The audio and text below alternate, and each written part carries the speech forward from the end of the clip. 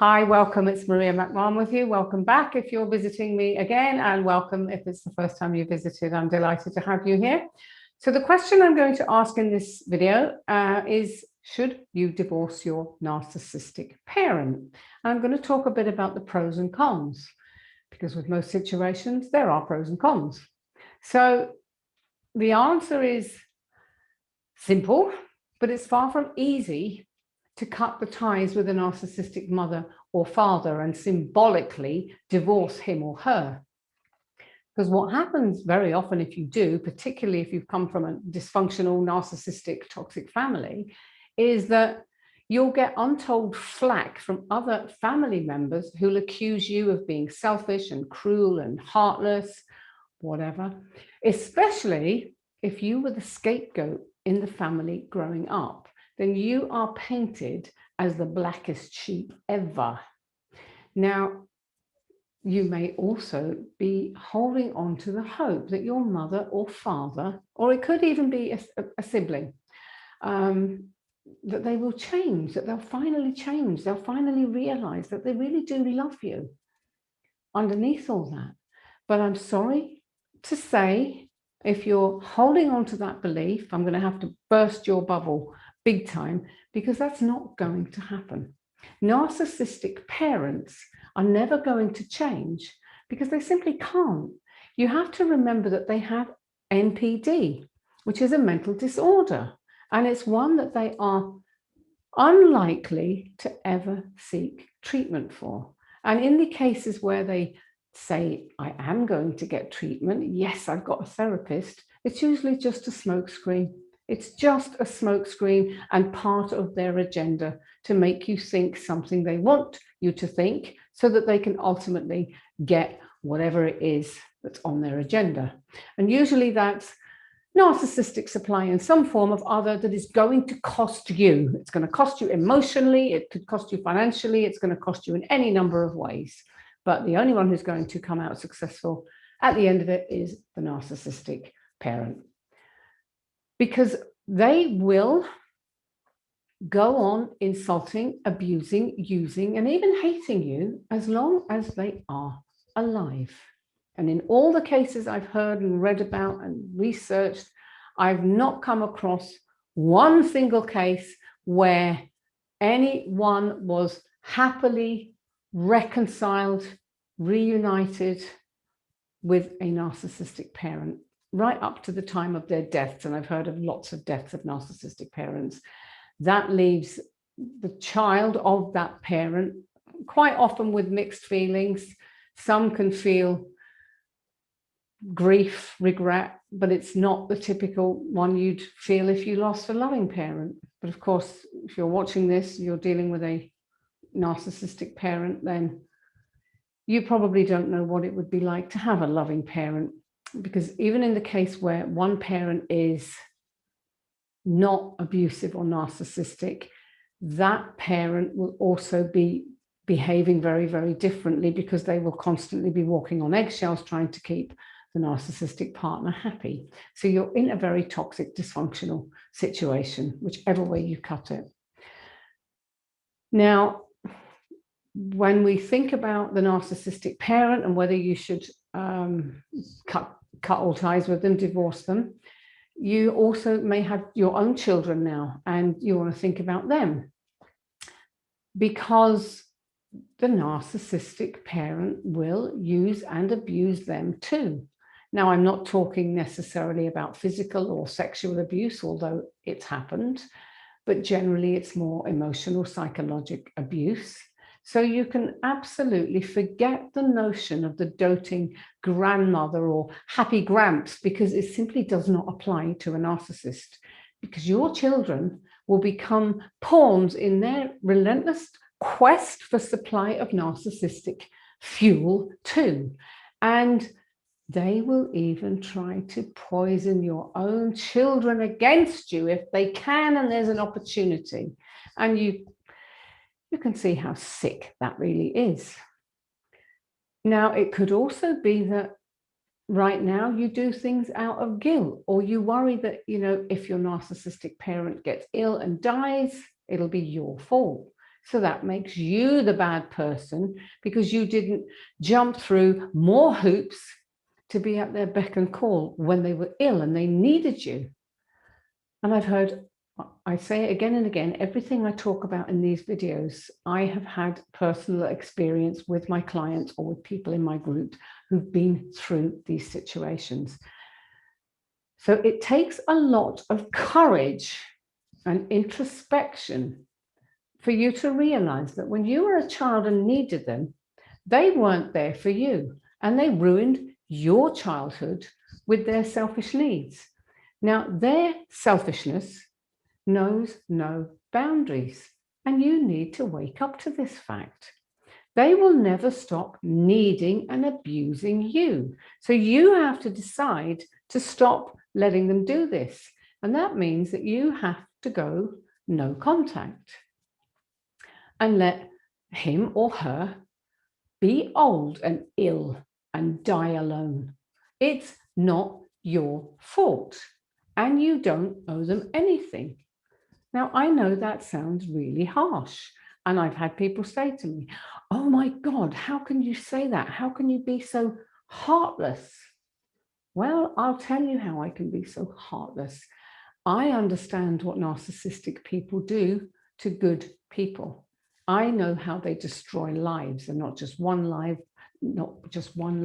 multiple lives. And I've seen them create havoc in families and alienate children from their parents and tell lies and twist everything just because it's what they do. And they are nasty people. They deserve whatever is coming to them. So if they alienate everyone, which they do, and they end up alone, then that's their own fault. You know, you reap what you sow. It is not your fault. You also do not owe that parent anything. But I said it's not an easy, I said it's simple, but it's not easy. I understand how difficult it can be to come to this decision.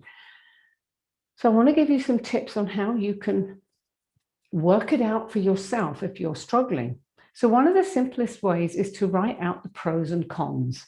And this is a simple technique you can use across a multitude of things in your life, particularly when it comes to narcissistic relationships. What are the pros and what are the cons? So your choice is whether to continue to put up with it. That's your choice. You always have a choice. So you have to think long and hard about this, and you need to write out this list of pros and cons of staying in contact with the narcissistic parents. Now, often when I've had clients do this in the past, they're absolutely shocked when they realize they can't identify even one pro of staying in touch. But they're still carrying all this guilt about it. One of my clients, for example, was going through tremendous guilt because she felt she would be depriving her kids of their grandmother if she cut contact. So I asked her what value her kids got from those visits. And she told me that when she visited, her mother actually made the kids sit quietly, ask permission to go to the bathroom, and often she'd even refuse them if they asked for a drink of water.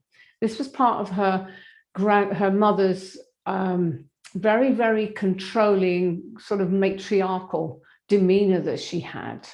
And she would treat the children like, you know, little minions, little servants, but they had to do exactly what she told them when she told them.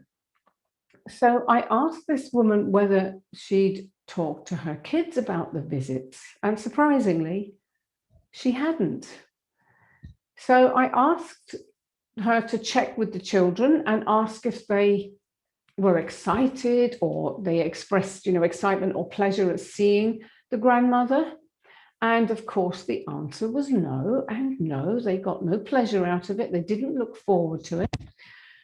There was nothing in it for her children. So this woman who had her children's interest, their best interest at heart, was completely overlooking one of the most important things that would help her make a decision here.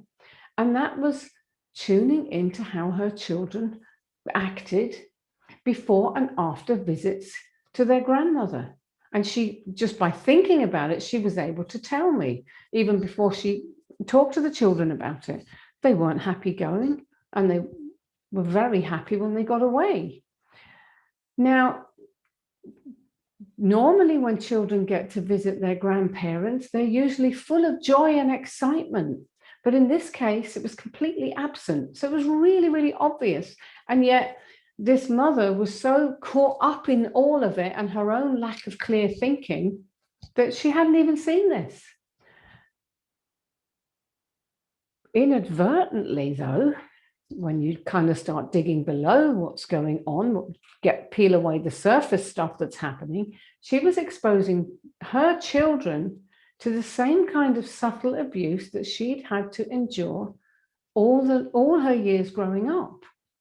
And it was such a light bulb moment for her to realize that she was able to decide just literally there and then in a session with me that she was going to sever all contact. She said, I'm never going to let my children suffer that again.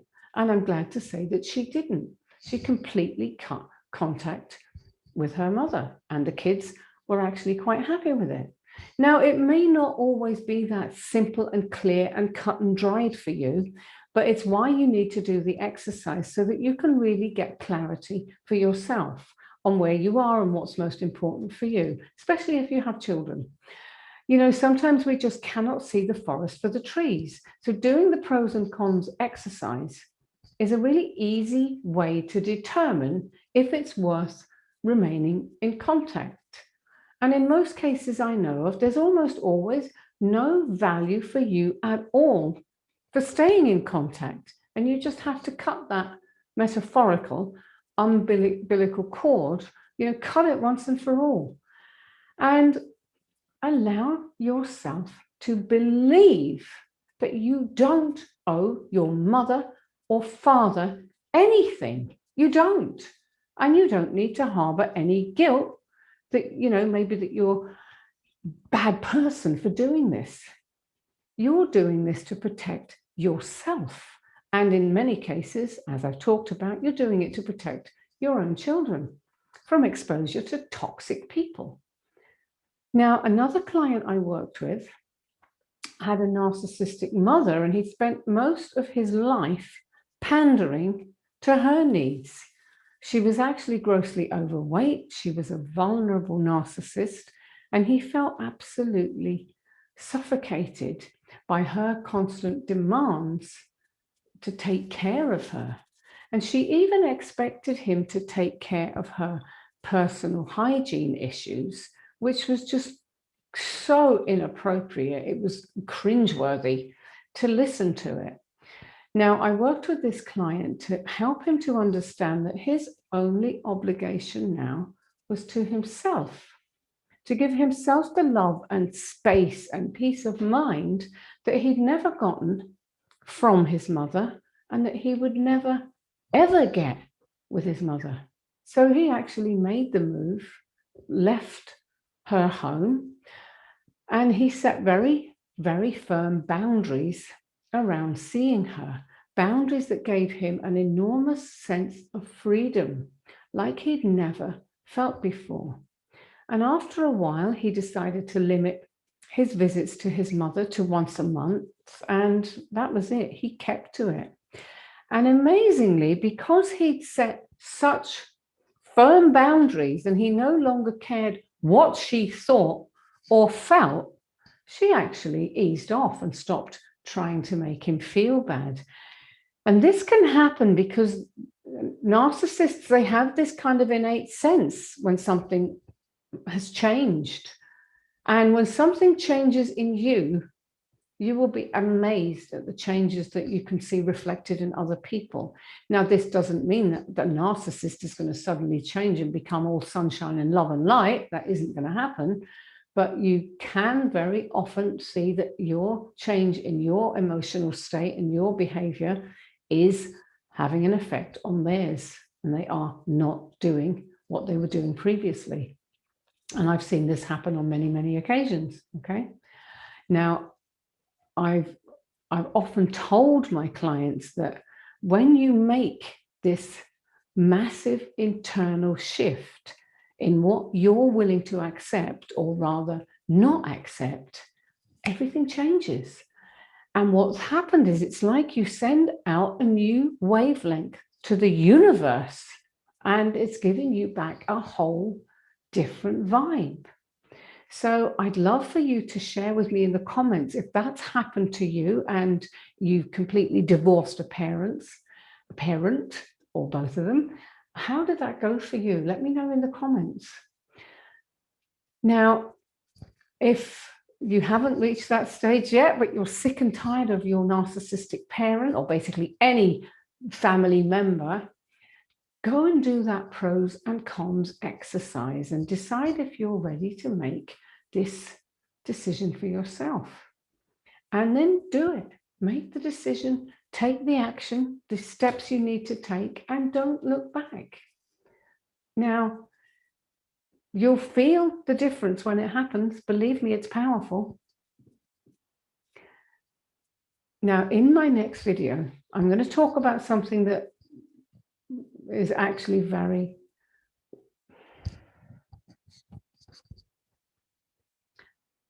and that brings me to the subject of my next video, where I'm going to share with you actually a two-part series, how you can devalue and destroy a narcissist, regardless of who they might be.